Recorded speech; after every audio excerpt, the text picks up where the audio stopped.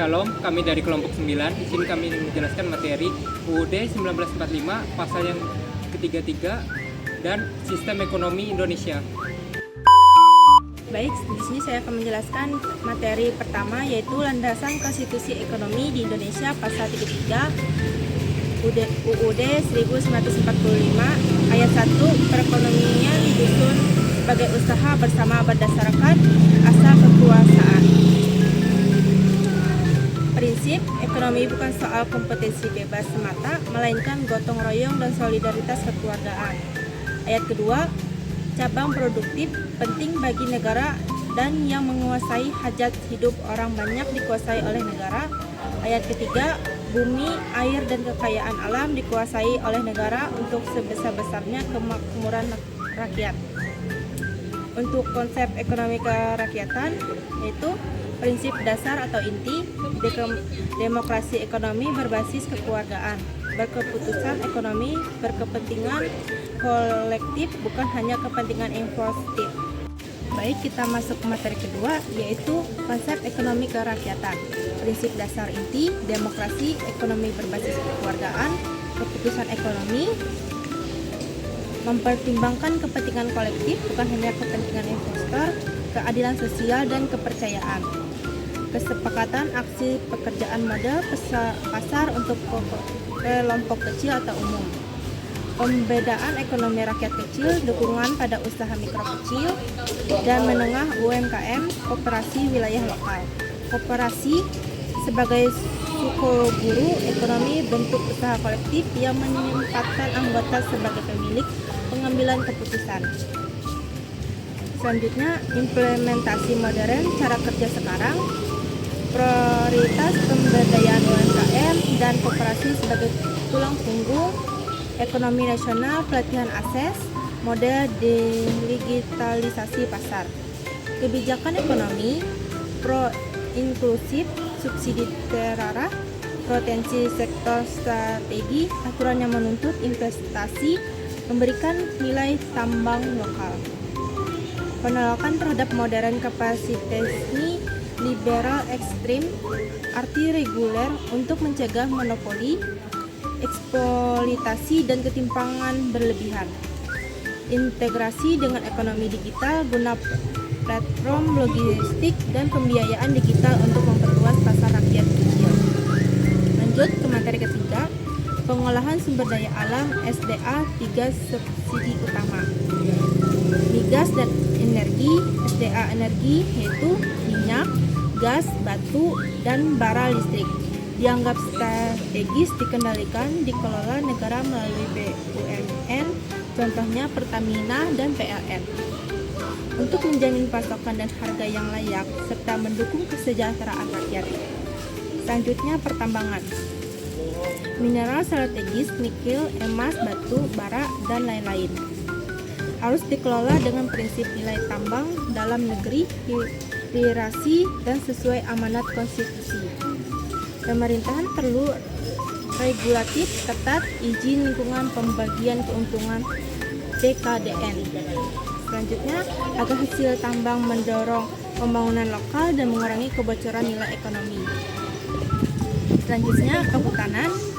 Hutan bukan sekedar sumber kayu, fungsi ekologis, penyimpanan karbon air, dan sosial mata pencaharian masyarakat adat. Selanjutnya, implikasi praktis prioritas kebijakan ringkas, yaitu hilirisasi dan nilai tambang demokrasi agar SDA menciptakan lapangan kerja dan pendapatan lokal.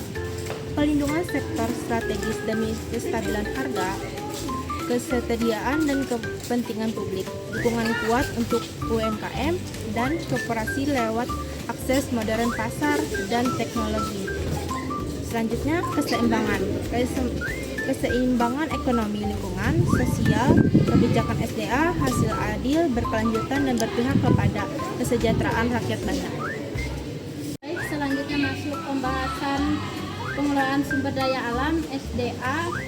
Pengelolaan SDA adalah cara memanfaatkan kekayaan alam secara bijak dan berkelanjutan. agar tidak habis dan tetap bisa digunakan oleh generasi berikutnya. Caranya lewat eksplorasi terkontrol, konservasi alam, dan penggunaan teknologi ramah lingkungan. Selanjutnya pembahasan yang kelima yaitu isu profesional pertambangan modern. Pertambangan modern sering menimbulkan masalah seperti kerusakan lingkungan, konflik sosial, dan pengabaian reklamasi lahan. Selain itu, masih ada ketergantungan ekonomi pada hasil tambang yang membuat pembangunan kurang beragam. Baik, selanjutnya yang keenam yaitu sektor energi, transaksi, dan tantangan. Sektor energi kini beralih dari energi fosil ke energi terbarukan. Tantangan adalah biaya tinggi, keterbatasan teknologi, dan ketergantungan besar pada bahan bakar fosil. Meski sulit, transaksi ini penting untuk mengurangi emosi dan menjaga lingkungan. Materi selanjutnya, dampak ekonomi pengelolaan sumber daya alam. Sumber daya alam memiliki peran besar dalam perekonomian Indonesia.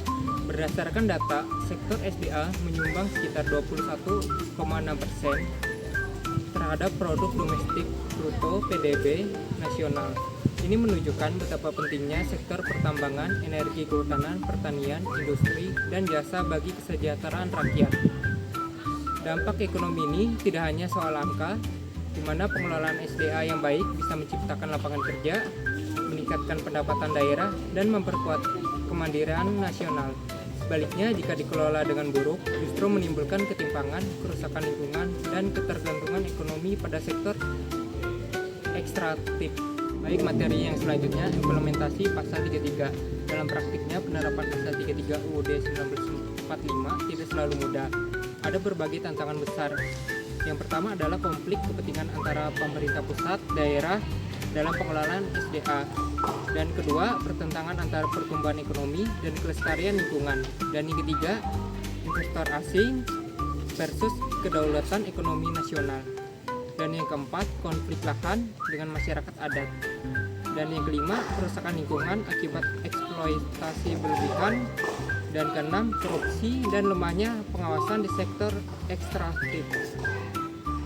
Selanjutnya, strategi optimalisasi masa depan ekonomi Indonesia. Untuk menghadapi tantangan-tantangan tadi, diperlukan strategi berjenjang agar pengelolaan ekonomi nasional semakin kuat dan berkeadilan.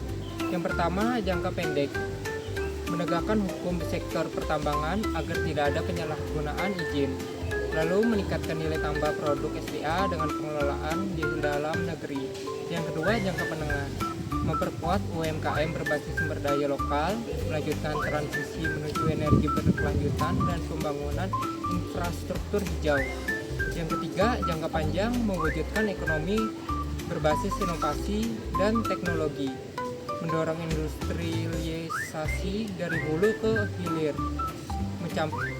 lalu mencapai kemandirian energi nasional dan pemerataan kesejahteraan bagi seluruh rakyat. Kesimpulan dari pembahasan kami pada hari ini, secara keseluruhan pasal 33 UUD 1945 menjadi arah konstitusi bagi sistem ekonomi Indonesia yang berkeadilan, berkelanjutan, dan berpihak kepada rakyat. Walaupun penerapan menghadapi tantangan modern yang kompleks seperti globalisasi, krisis lingkungan, dan persaingan ekonomi dunia, Indonesia tetap memiliki potensi besar untuk maju. Dengan komitmen pada nilai-nilai Pancasila sebagai ekonomi kerakyatan serta pengelolaan SDA yang bijak, Indonesia dapat mewujudkan kesejahteraan bagi seluruh rakyat dan mencapai masa depan ekonomi yang mandiri serta berkelanjutan. Mungkin sekian materi dari kami. Terima kasih banyak.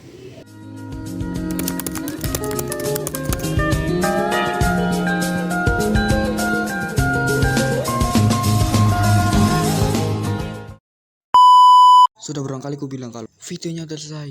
Lah udah selesai. Bye bye sepuh.